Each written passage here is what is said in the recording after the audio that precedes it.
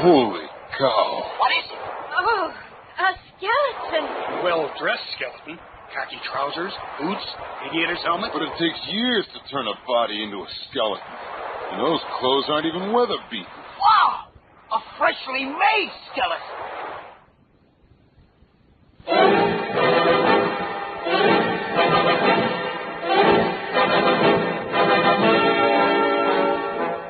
Here comes Monk Mayfair, the ape-like chemist. Lasers!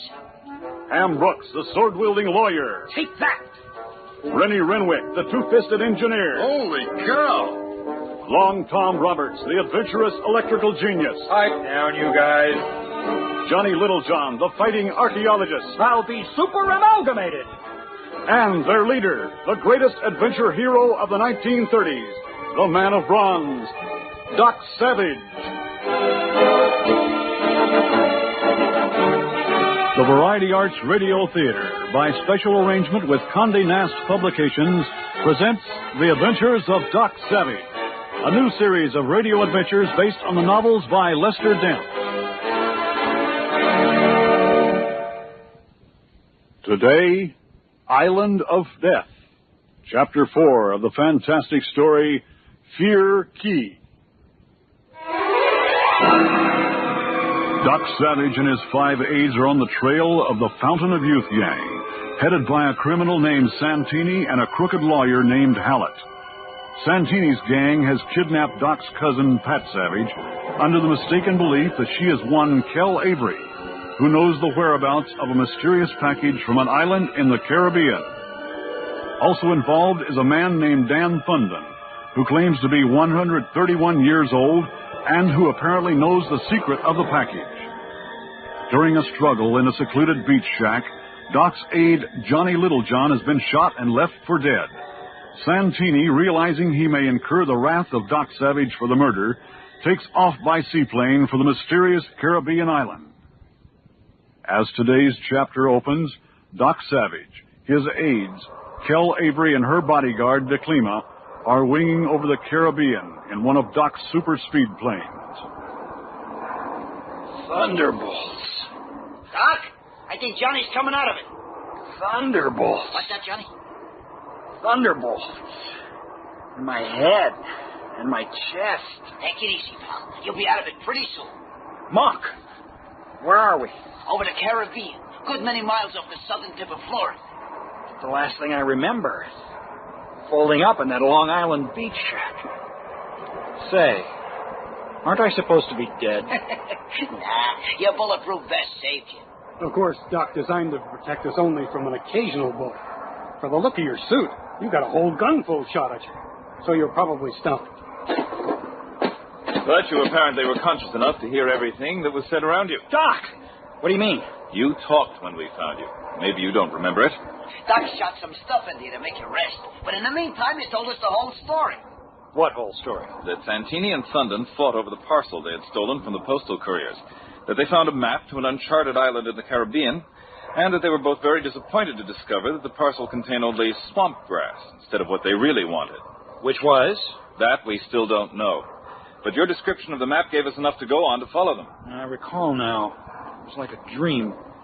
Say, how badly hurt am I? A few cracked ribs. Doc says you can navigate all right, unless you jump around too much. Well, I'll be super amalgamated. Well, that means he's all right.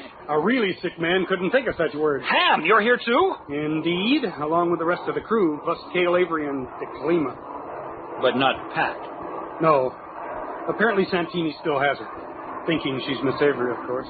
What about the patriarch with the alabaster locks? Dan Thunden. Believe it or not, he hired one of the fastest planes in New York and lit out for this same part of the world. A bird named Windy Allen owned the plane and flew it for him. How did you acquire that knowledge? Windy Allen lived up to his name. He was talkative. Yeah, he was bragging around about what a swell wad of coin he was going to get for flying the old goat down to the Caribbean. Dog checked the airports as a matter of routine and got the info. So we're over the Caribbean? Yes, Johnny. And we'll want you to point out the exact spot on the map that Santini indicated when we get closer. Doc, I just got an SOS. Where's it coming from, Rennie? The bird isn't giving his position, just the SOS. But from the sound of his fist, he's sending the letters as he picks them off a code chart. Put them on the speaker. Right.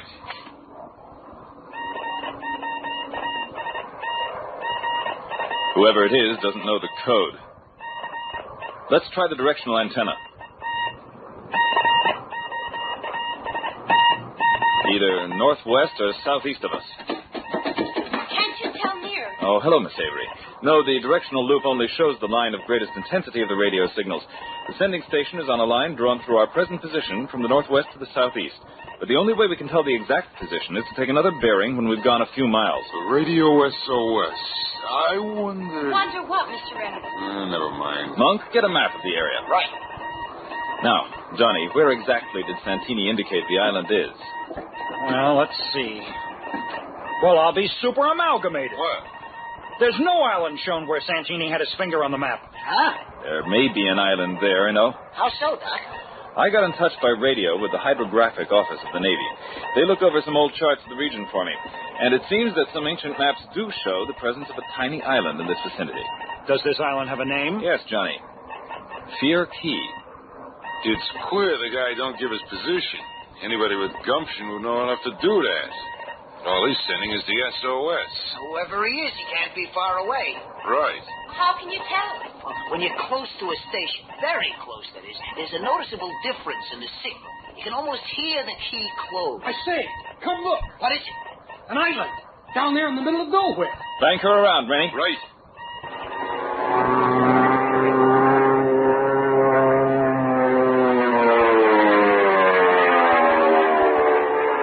Look how low it is. Can't be more than a few yards above sea level at any point. That's probably why it isn't on any modern charts, Miss Avery. Can't be seen from a great distance. Looks like nothing but mangrove swamp and jungle with a coral reef all the way around it. Yes. Doesn't look like there's any place a boat could get through. But there is a beach all the way around it. Doc! Hey, Doc! What is it, Rennie? That SOS is being sent from here. It's coming from Fear Key. And I think I see where it's being sent from. Look, a wrecked plane. Yo, I see it. Half buried in that tangle of mangroves. Both wings are gone, and there's a big hole in the fuselage. And the engine's gone. Oh, no, there it is. About 20 yards further into the mangroves. See anyone, Doc? No one around. There's a small lagoon. Shall I set it down? Yes, Rennie. Be careful of the coral reef. It could slash the bottom right out of the plane. Think that's Santini's ship, Doc? I don't know, Monk, but one thing is sure. This is where we'll find the answer to this mysterious business.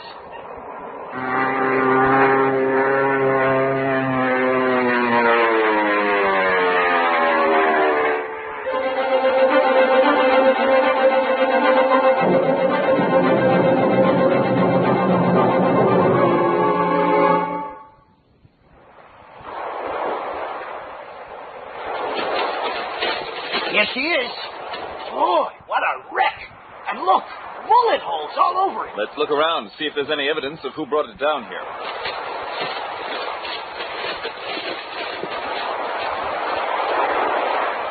Holy cow. What is it, Rennie? Come here, look. Oh, a skeleton. A well-dressed skeleton. Khaki trousers, boots, aviator's helmet. But it takes years to turn a body into a skeleton, and those clothes aren't even weather-beaten. Johnny, you're the archaeologist. You're used to bones. Pull back some of the clothes. Right. Nothing but bones, Doc. But What? they're so completely bare and white. Almost like they'd been polished. Oh, a freshly made skeleton. What do you make of it, Doc? Take off the helmet, Johnny. Top of the head is caved in, as if it might have been fractured in the crash. What? You mean, Doc? You maintain that this is the pilot of that demolished aircraft? Yes, and this proves it. Here's the flight plan of the craft. Pilot's name was Windy Allen. This is old Dan Thunden's flyer. Well, I'll be super amalgamated.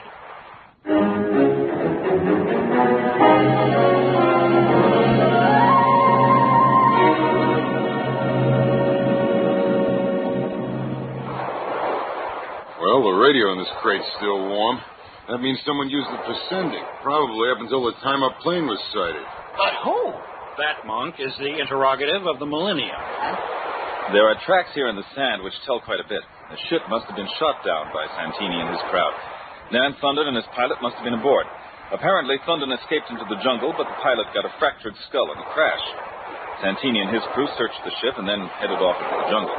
How can you tell all that, Mr. Savage? From the depressions in the sand, I'd recognize them from similar tracks we found around the beach shack on Long Island. And the varying depths of the depressions, plus their general direction, make it very clear. To you, maybe. But, Doc, what made the pilot left him like that? They couldn't have been here more than a few hours. What made him into a skeleton so quickly? That, as Johnny said, is the question of the century. So who used the radio? Thunden, obviously. Then the whole crooked crew, Santini, Thunden, and the rest, are on this island. Exactly, Monk. And it wouldn't be a bad idea to locate Santini's plane. How? From the air. And we better call the gang together and get going. Right. Long Tom, Ham, the cleanup. Come on back. We're taking off. I wonder if Pat's all right. If they've done anything to her, I suspect she's all right, Rennie. Perhaps they still believe she's Calabri and can tell them where the real package is. Even if they know she's my cousin, they probably will hold on to her until the end, to use as a hostage if need be. But what if they've found what they're looking for? Maybe this thing is at an end. In that case... Yes, Rennie. Well, here we are. What's up? We're going to try to locate Santini's landing place. Everybody into our plane. Doc, look! Up the beach about 200 yards. Holy cow. Thunder. Bomb in your plane. What'd he say? He said, there's a bomb in our plane. Come on.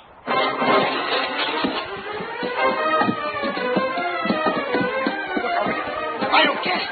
How could a bomb get in the plane? One of us was watching it every minute. Here it is, in the cabin pocket. Holy cow. 8 sticks of dynamite wired the flashlight battery. And the clock's set to go off in 10 seconds. Come on. Get down, everybody. What a throw! Get down.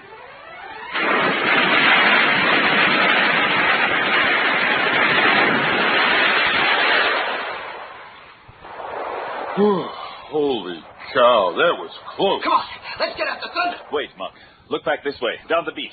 Yo, Santini! He's jumping up and down like a madman. He seems enraged that our plane is still in one piece. Good thing he's so far away. I hate to hear the words he's spouting. There goes Dan Thunden back into the jungle. And Santini's beating it too. Monk, Ham, DeClima, you stay with the plane. Johnny, you and Long Tom and Rennie get hold of Dan Thunden if you can. He and Santini are fighting each other, and I'd like to know why Thunden won't throw in with us. He warned us and probably saved our plane from that bomb. What about you, Doc? I'm going to try to do business with Santini. What about me? You stick with me, Miss Avery. You're a valuable commodity to Santini, and I want to know where you are. Dang it, Doc. Don't you want some help? You stick here, Monk. If anything happens to that plane, we'd spend the rest of our lives here. Come on, Miss Avery.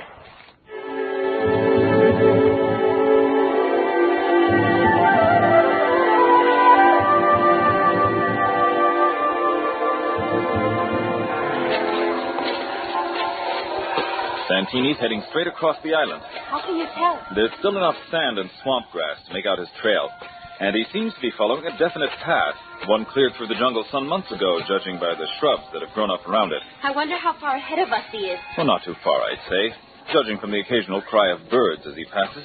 Having me along must be slowing you down. A little, but the island isn't very big. We'll catch up to him sooner or later. Wait. Santini. He's just up ahead. Listen. He's met the lawyer, Hallett. Look at the gun strapped across his chest and all the cartridges on his belt. They're obviously expecting trouble. Then going on? Yes? Come on. Looks like they're heading into a clearing up ahead.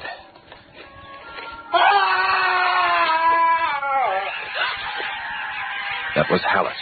What happened to him? I don't know. Let's get a little closer. Look, Santini. He looks terror-stricken. What's he looking I at? can't tell. Just a flat expanse of rock. Where did that come from? I can't tell. Well, it certainly affected Santini. There he goes off into the jungle looking scared out of his wits. Come on. Aren't we going to follow him? No, I want to have a look at that clearing.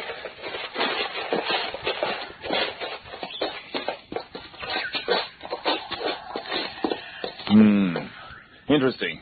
I don't see anything. Just a big flat rock about 20 yards around. Yes, but Hallett's cry came from here, and so did that muffled moan. Where could he have gone? The ground's giving way. Hang on to me.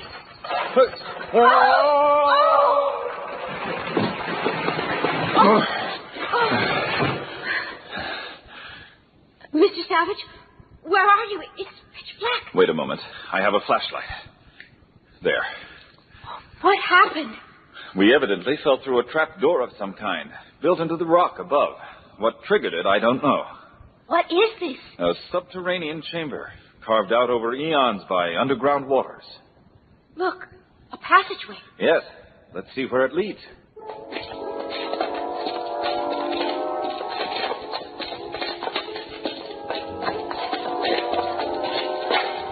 Wait. What is it? There's a guard up ahead. Did he hear us? Apparently not. Wait here a moment. I'll take care of him. You're not going to kill him. I never kill anyone if I can help it, Miss Avery. Wait here a moment and be very quiet. Won't he hear you coming? I don't think so. I doubt if even you'll hear me. Now, wait here.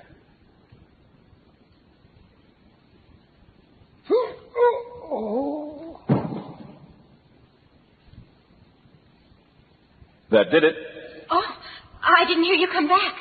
What did you do? There's a certain spot on the back of the neck which, when pressed in a particular way, produces instant paralysis. The guard will remain helpless and speechless until I work on his neck again. Fascinating. Merely the application of medical knowledge to other necessities. Now, come on, let's continue. Mr. Savage, are you sure somebody didn't build this tunnel? The formation of the stone strata on the walls is definitely the work of the elements. But yes, it has been widened in some places by human hands. Do you smell something? Yes, I picked it up as soon as we fell through the trap. What is it? I don't know. It isn't animal, nor is it the smell of putrefaction. It's baffling. Look, there's a light ahead. Yes, I'll turn ours out. Slowly now.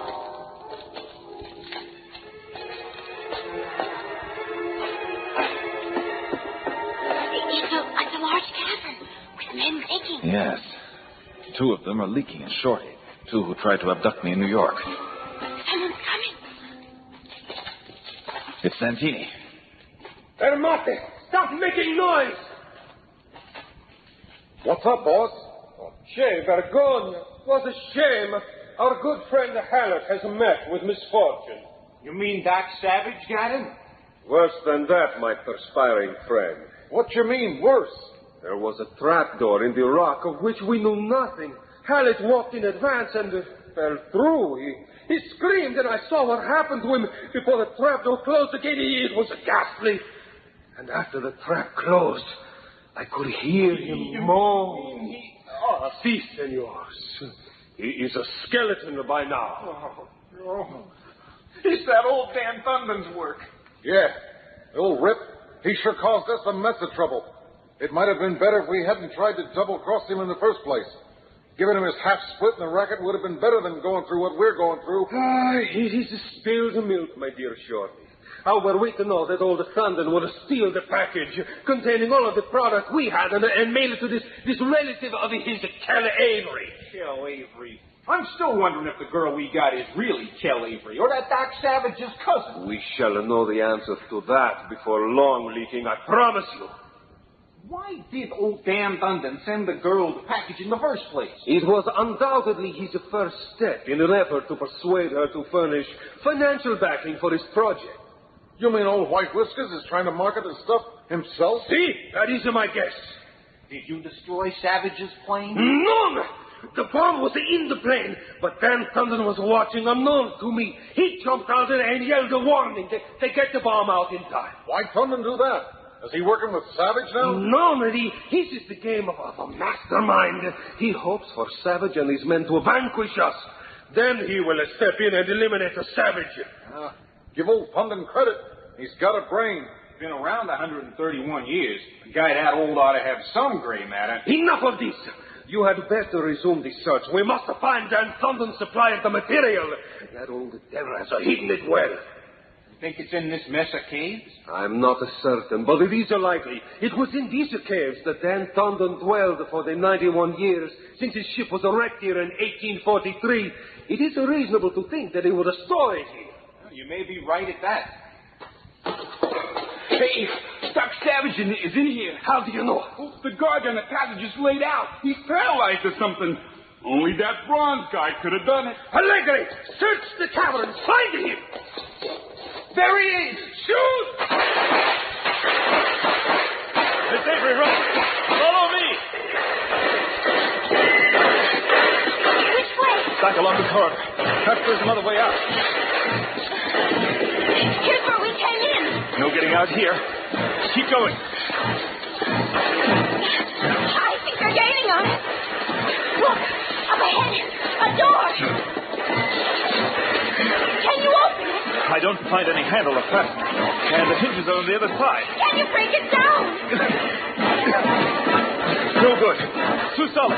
What do we do? I don't know, Miss Avery. It looks as though we're trapped.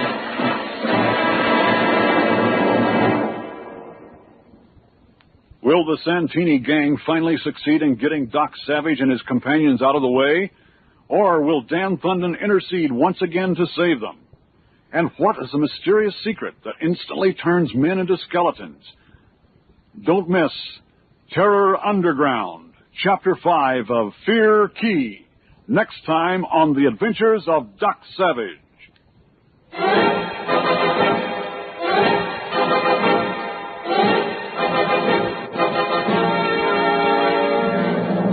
Fear Key was written by Lester Dent and adapted for radio by Roger Rittner.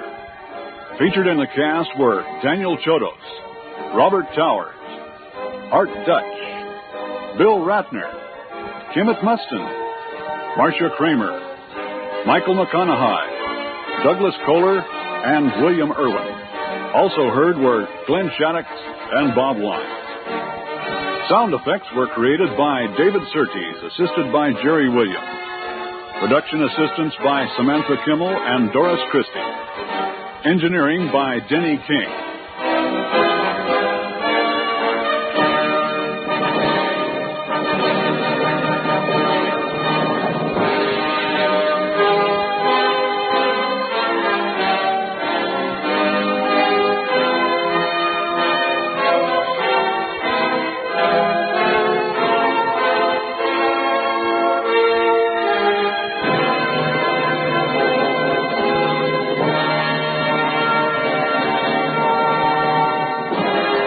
The Adventures of Doc Savage is produced and directed by Roger Rittner and is a presentation of the Variety Arts Radio Theater.